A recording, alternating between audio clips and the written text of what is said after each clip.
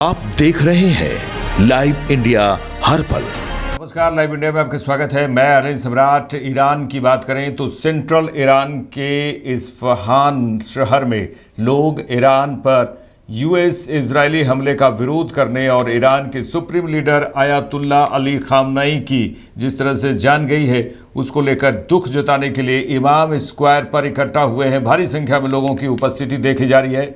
US Israeli हमलों में Iran के supreme leader ayatollah Syed Ali Khamenei की जिस तरह से जान गई उसके बाद तेहरान यूनिवर्सिटी के सामने लोग जमा हुए हैं। तस्वीरें देखिए, भारी संख्या में लोगों की उपस्थिति है। यहाँ पर लोग दुख जताने के लिए यहाँ पर आए हैं। एक साथ इतनी भारी संख्या में लोगों की उपस्थिति। ये इस्फहान शहर की तस्वीर हम आपको दिखा रहे हैं जहाँ लोग इकट्ठा हुए हैं और एक तरह से कहा जाए दुख में एक साथ यहाँ पर पहुँचे हुए हैं। दुख की घड़ी है ईरान पर, और ईरान पर जिस तरह से हमले हुए, यूएस इजरायली हमले हुए, उसका विरोध करने और ईरान के जो सुप्रीम लीडर हैं आयतुल्ला अली खामनेई, जिस तरह के खामनेई का अंत हुआ एक तरह से कहा जाए, वहाँ पर जिस तरह से हमले किए गए और उसके बाद जान गई है, ये बड़ा ही दुखद है। यहाँ पर दुख जताने के लिए इमाम स्क्वायर पर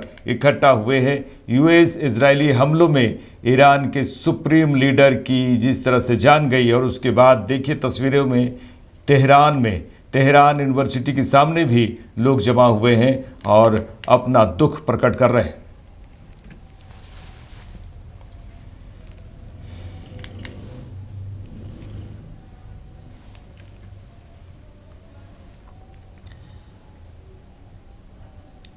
आगे बढ़ेंगे। देखिए, श्रीनगर के कश्मीरी शिया मुसलमानों ने ईरान के supreme leader ayatollah Ali Khamenei की जिस तरह से जान गई है उसके बाद जोरदार प्रदर्शन वहां देखने को मिला है।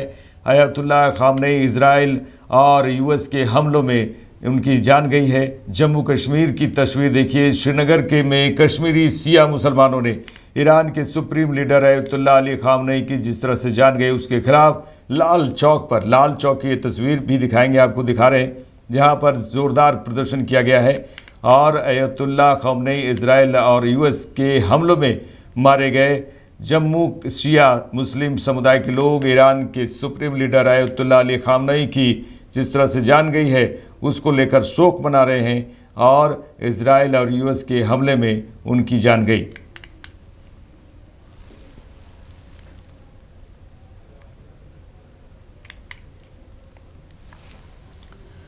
उत्तर प्रदेश के लखनऊ की भी हम बात करेंगे, जहां ईरान के supreme leader ayatollah Ali Khamenei की जिस तरह से जान गई है उसका विरोध में शिया मुसलमान सड़कों पर उतरे हैं। लखनऊ की सड़कों पर आप देख रहे हैं लोग उतरे हैं और ईरान के सुप्रीम लीडर की जिस तरह से जान गई उसको लेकर बड़ा ही दुख यहाँ पर प्रकट किया जा रहा है। प्रदर्शनकारी सड़कों पर उतरे हैं और प्रदर्शनकारियों ने कहा है कि जिनके खून में गद्दारी है उन्होंने खामनेई को धोखे से मारा है।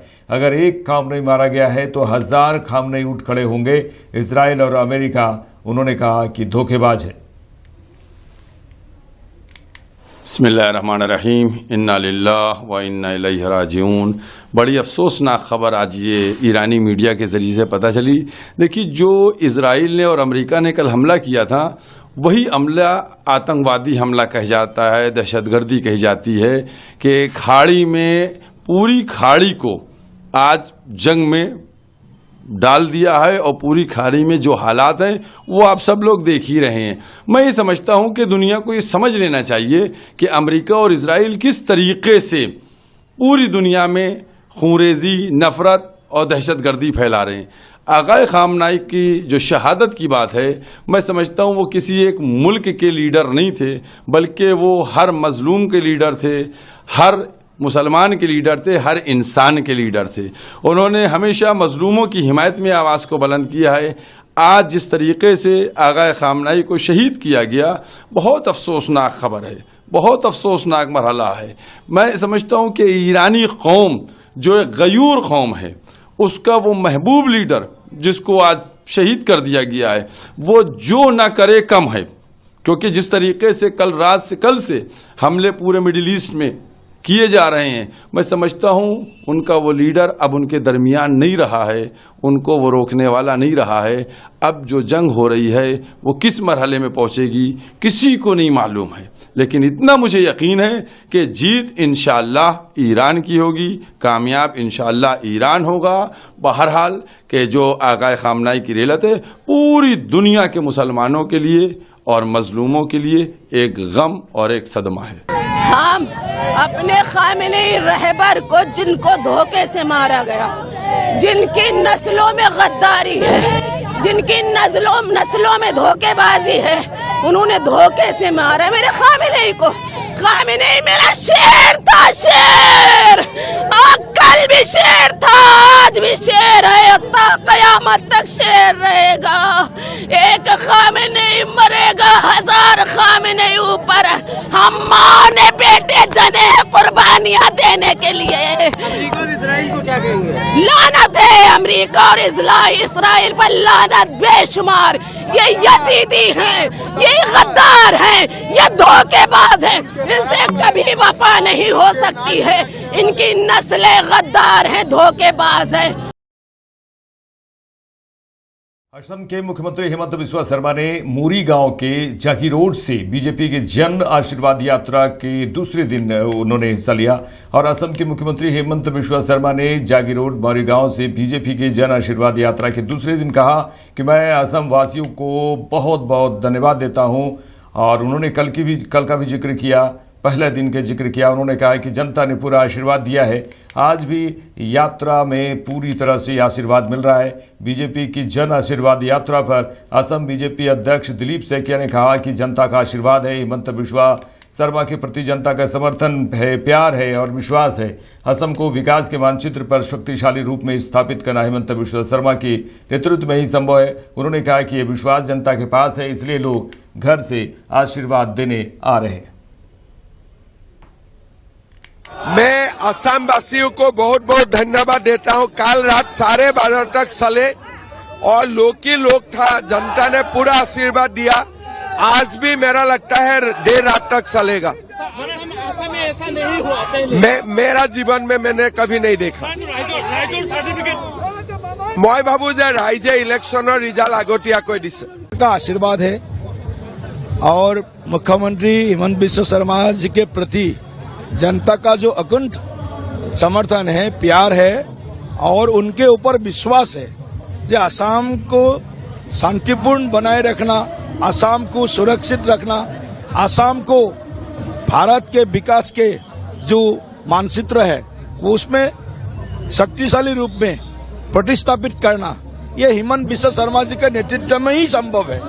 दूसरा कोई नेता संभव नहीं है। ये कॉन्फिडेंस जनता के पास में है। जनता इसीलिए सब छोड़ करके मामा को आशीर्वाद देने के लिए आज निकल के आए घर से।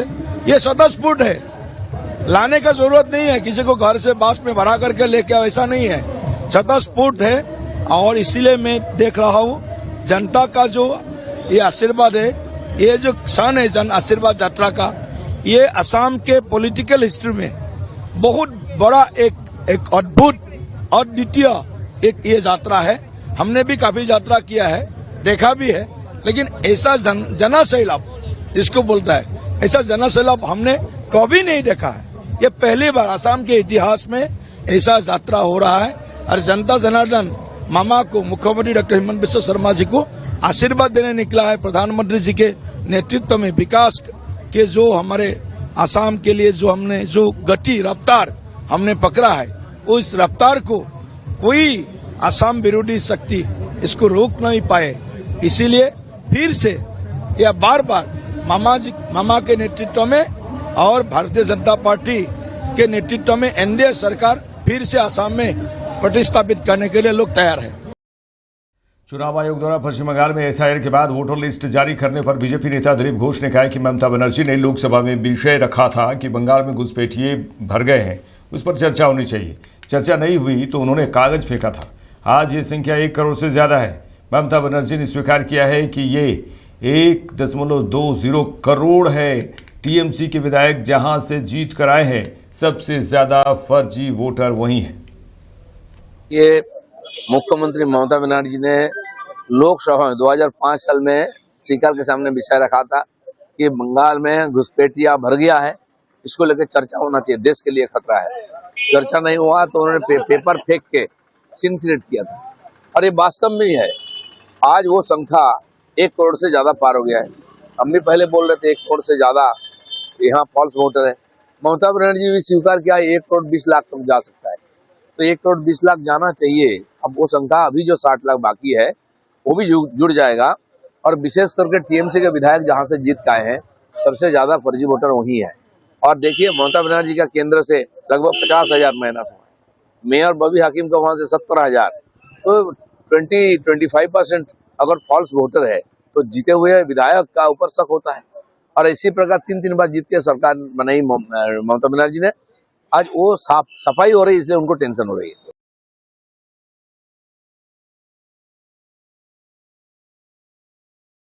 इजराइल ईरान विवाद पर अखिल भारतीय मुस्लिम जमात के राष्ट्रीय अध्यक्ष मौलाना शहाबुद्दीन रजवी बरेलवी ने कहा है कि यह जंग किसी भी मसले का हल नहीं है। मसले का हल बातचीत है और बातचीत के जरिए ही मसले को हल किया जाना चाहिए।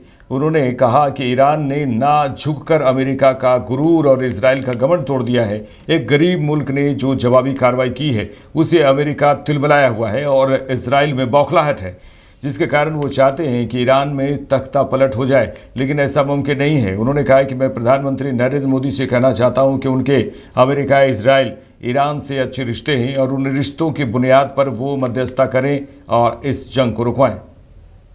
मिडिल ईस्ट में बड़ी भयानक सूरत हाल है इस वक्त, और आज इसराइल और अमेरिका ने मुश्तरका तौर पर ईरान पर हमला किया, और ईरान ने जवाबी कार्रवाई में इसराइल पर तो हमला किया ही, इसके अलावा जहां जहां अमेरिकी बेसिस हैं, अड्डे हैं, कतर है, बहरीन है, कुवैत है, रियाज है, दुबई है, इन तमाम इलाकों में भी उसने मिसाइल से हमला किया है।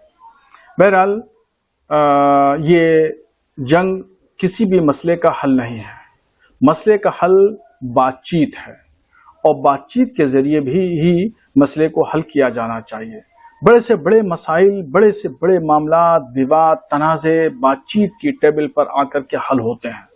मगर अमेरिका अपनी दादागिरी और पूरी दुनिया में अपनी आतंकी कार्रवाई की वजह से वो ये चाहता है कि जितनी भी दुनिया के मुमालिक हैं वो मेरे मातहत रहें, मेरे गुलाम रहें। मगर ईरान ने न झुक करके उसने अमेरिका का गुरूर और इसराइल का घमंड तोड़ दिया है। एक गरीब मुल्क ने जो जवाबी कार्रवाई की है उससे अमेरिका तिलमिलाया हुआ है। इसराइल के अंदर बौखलाहट है, जिसकी वजह से वो चाहते हैं कि ईरान में तख्ता पलट हो जाए, मगर ऐसा मुमकिन नहीं है। बहरहाल मैं भारत के प्रधानमंत्री नरेंद्र मोदी जी से कहूंगा कि उनके अमेरिका, इसराइल का भी उन्होंने दौरा किया, नेतन्याहू और ईरान, इन सब से उनके अच्छे ताल्लुकात हैं, अच्छे रिश्ते हैं। उन रिश्तों की बुनियाद पर वो मध्यस्थता करें और इस जंग को रुकवाएं। और भारत के हिंदू और मुसलमानों की यही जज्बात और ख्वाहिश है कि अमन और शांति कायम हो, जंग न हो। प्रदेश में तिरंदाजी लीग चल रहा है और तिरंदाजी लीग पर झारखंड के पूर्व मुख्यमंत्री अर्जुन मुंडा ने कहा है कि उत्तर प्रदेश में तिरंदाजी का काम बहुत अच्छा चल रहा है। इस प्रकार के आयोजन से कार्य को और प्रगति मिलेगी। नेशनल रैंकिंग प्रतियोगिता के माध्यम से हम पूरे देश में टैलेंट हंट करते हैं। अंतर्राष्ट्रीय स्तर पर देश का नाम ऊंचा करने के लिए ऐसे खिलाड़ियों की प्रतिभा को आगे बढ़ाने के लिए लगा है।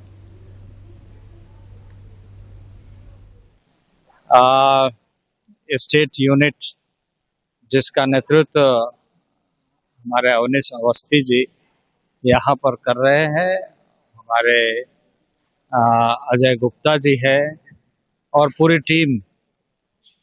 उत्तर प्रदेश में तीरंदाजी का कार्य बहुत अच्छा चल रहा है और उस कार्य को और गति मिलेगी इस तरह के आयोजनों से। नेशनल रैंकिंग टूर्नामेंट के माध्यम से हम टैलेंट हाउंट करते हैं पूरे देश भर में, और अंतर्राष्ट्रीय फलक पर अच्छे ढंग से खेल दिखा सके ऐसे खिलाड़ियों का लगातार देश का नाम ऊंचा उठाने के लिए उनके प्रतिभा को आगे बेहतर तरीके से बढ़ाने के लिए जहां संघ लगा हुआ है तीरंदाजी संघ, वहीं आर्चर्स के मन में एक बड़ा उत्साह है जो सुदूरवर्ती गांव से आते हैं अपने प्रतिभा को दिखाएं। तो ऐसे आयोजनों के माध्यम से एक नया वातावरण का निर्माण होता है और तीरंदाजी ने पिछले कई वर्षों में लगातार इस देश को लगातार हमारे खिलाड़ियों के माध्यम से स्वर्ण पदक, कांस्य पदक और इस तरह के सिल्वर पदक कई बड़ी संख्या में मिले हैं और लगातार इस क्षेत्र में हम काम कर रहे हैं। आदरणीय नरेंद्र भाई मोदी के नेतृत्व में सारे खिलाड़ियों को प्रोत्साहन मिलता रहता है और उसके माध्यम से आज देश भर के खिलाड़ी बहुत उत्साहित हैं। पश्चिम बंगाल बीजेपी अध्यक्ष समीक भट्टाचार्य ने एसआईआर पर कहा कि पूरे प्रशासन ने टीएमसी के लिए काम किया है, बीएलओ ने टीएमसी के इशारे पर काम किया या काम करने के लिए बाध्य हुए हैं। ऐसी स्थिति में 44,000 नाम लिस्ट से हटे तो इसकी जिम्मेदारी बीएलओ की है। 12 राज्यों में एसआईआर चल रहा है, किसी जगह धरना, आग नहीं, बीडीओ कार्यालय में तोड़फोड़ नहीं, तो पश्चिम बंगाल में क्यों? यह देखने के लिए ज्ञानेश कुमार को पूरी टीम के साथ पश्चिम बंगाल का दौरा करना चाहिए। फॉर्म 7 चाहे बीजेपी ने दाखिल किया हो या टीएमसी ने, उस पर सुनवाई होनी चाहिए। हम क्या कर सकते हैं? अगर उस जगह में ऐसा कोई वोटर था जो अभी भवानीपुर छोड़कर चले गए, ऐसा वोटर था जो बहुत पहले स्वर्गवासी हो गया है, अगर किसी ने जबरदस्ती उधर नाम रखना चाहता है तो नहीं रख पाए।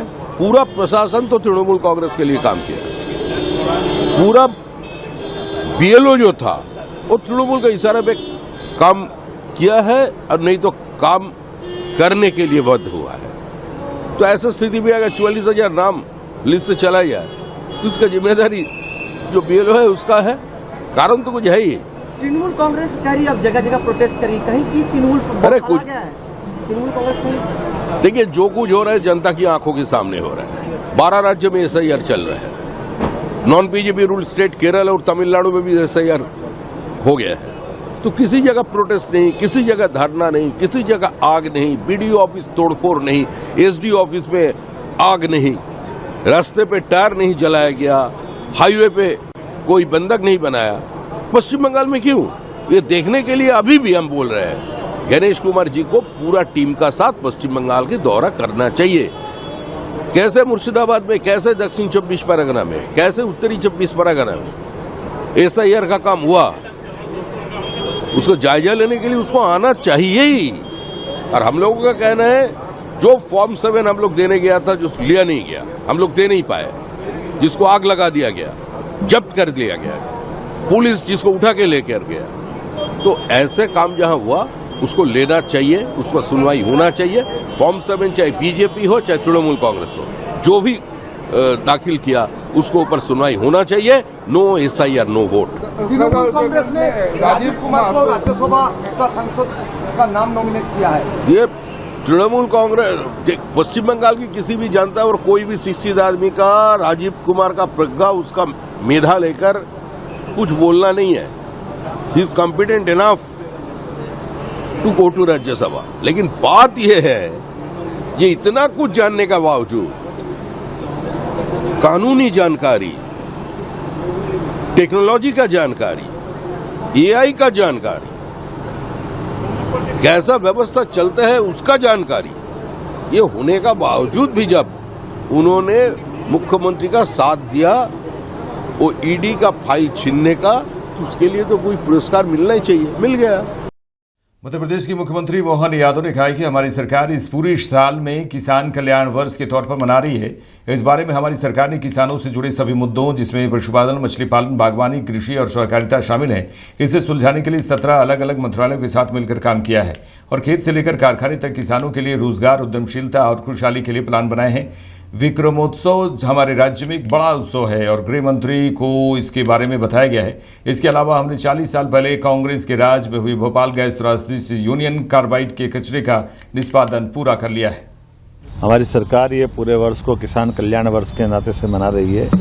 ऐसे में किसानों से जुड़े हुए सभी विषयों को लेकर के हमारी सरकार ने 17 अलग अलग मंत्रालयों के साथ जुड़कर पूरे वर्ष में पशुपालन, मत्स्य पालन, हार्टिकल्चर, एग्रीकल्चर और सहकारिता सारे विषयों के साथ रोजगार भी और उद्यमशीलता भी और किसानों के खेत से लेकर कारखाने तक, बाग से लेकर बाजार तक उनकी समृद्धि को लेकर के विस्तृत योजना बनाई है। इसलिए कृषि कैबिनेट भी हम पहली बार आदिवासी अंचल बढ़वाने में करने वाले जा रहे हैं। मैंने आज माननीय गृह मंत्री जी को उसकी विस्तार से जानकारी दी है और पूरे वर्ष हम इस प्रकार के काम करने वाले हैं। माननीय राष्ट्रीय अध्यक्ष जी को भी हमने विस्तार से जानकारी दी है।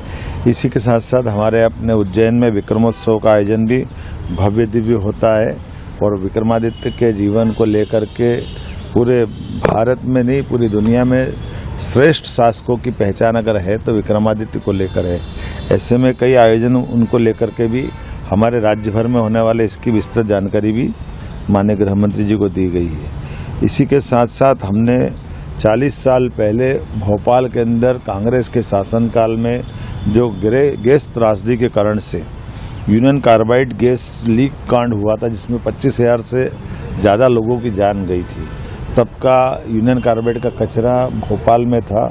बीते साल हमने उस कचरे को निष्पादन करा करके भविष्य में यूनियन कार्बाइड की घटना जहां हुई है वहां स्मारक बनाया जाए और अच्छे से काम करे, इस दिशा में एक बड़ा प्रोजेक्ट हाथ में लिया है।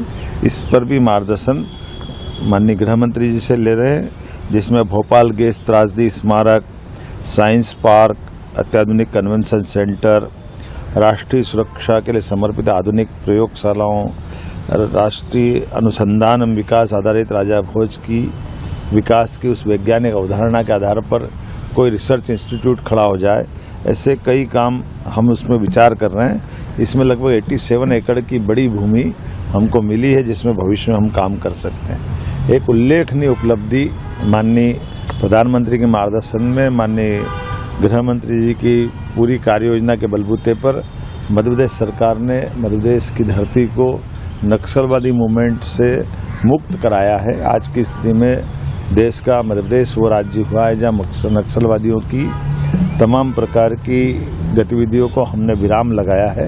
इसको लाल सलाम को आखिरी सलाम कहने वाला अगर कोई राज्य बना है तो मध्य प्रदेश बना है। ऐसे में भविष्य की दृष्टि से हमारे बेगा महोत्सव के माध्यम से बालाघाट में एक बड़ा आयोजन किया जाए और उस आयोजन के माध्यम से हम अपने इस पूरे लंबे समय तक जिसने नक्सलवाद का दंश भोगा ऐसे क्षेत्र के समग्र विकास के ऊपर भी माननीय गृह मंत्री जी का मार्गदर्शन मिले। ऐसे विस्तार से कई विषयों को लेकर हम आए थे। आज हमने उनसे मुलाकात भी की। माननीय राष्ट्रीय अध्यक्ष जी को निमंत्रण दिया है, वो मध्य प्रदेश की यात्रा पे आए, बाबा महाकाल के दर्शन करें और हमारे राज्य के अंदर जन कल्याणकारी योजनाओं पे सरकार जो काम कर रही है उसकी प्रगति, साथ ही मध्य प्रदेश संगठन आधारित प्रदेश है। ऐसे में प्रदेश अध्यक्ष ने भी उनको अपने राज्य की इकाई के कामों के बलबूते पर राज्य के दौरे का निमंत्रण दिया। मेरी अपनी ओर से एक बार फिर आप सबको होली के पावन पर्व की अग्रिम बधाई। आगे बढ़ेंगे। कांग्रेस नेता हरीश रावत ने ईरान इजराइल तनाव पर कहा कि अमेरिका को ही नहीं बल्कि संयुक्त राष्ट्र को इसमें हस्तक्षेप करना चाहिए और युद्ध कहीं भी हो रहा हो मानवता के खिलाफ है, क्योंकि उसमें मरता आम आदमी ही है। इस समय मानवता की रक्षा करने का समय है। युद्ध कहीं भी हो यह मानवता के लिए दुर्भाग्यपूर्ण है। बहुत सारे निर्दोष लोग इसकी चपेट में आएंगे और उन निर्दोषों को बचाने का दायित्व सभी का है। देखिए, यूएस को ही नहीं बल्कि यूएन को इसमें हस्तक्षेप करना चाहिए और युद्ध कहीं भी हो रहा है वो मानवता के खिलाफ है, क्योंकि मरता उसमें आम आदमी ही है। तो इस समय जो है मानवता की रक्षा करने का सवाल है। युद्ध कहीं भी हो रहा है वो विश्व के लिए, मानवता के लिए दुर्भाग्यपूर्ण है। कई भारतीय वहाँ पर फंसे हुए हैं। ये बहुत सारे निर्दोष लोग इसकी चपेट में आएंगे और उन निर्दोषों को बचाने का दायित्व तो सभी का है और यूएस महाशक्ति है, इसलिए यूनाइटेड स्टेट्स के ऊपर ये ज्यादा जिम्मेदारी है। मेरे साथ इस बुलेटिन में इतना ही। देश दुनिया के तमाम खबरों के लिए देखते रहिए लाइव इंडिया। नमस्कार।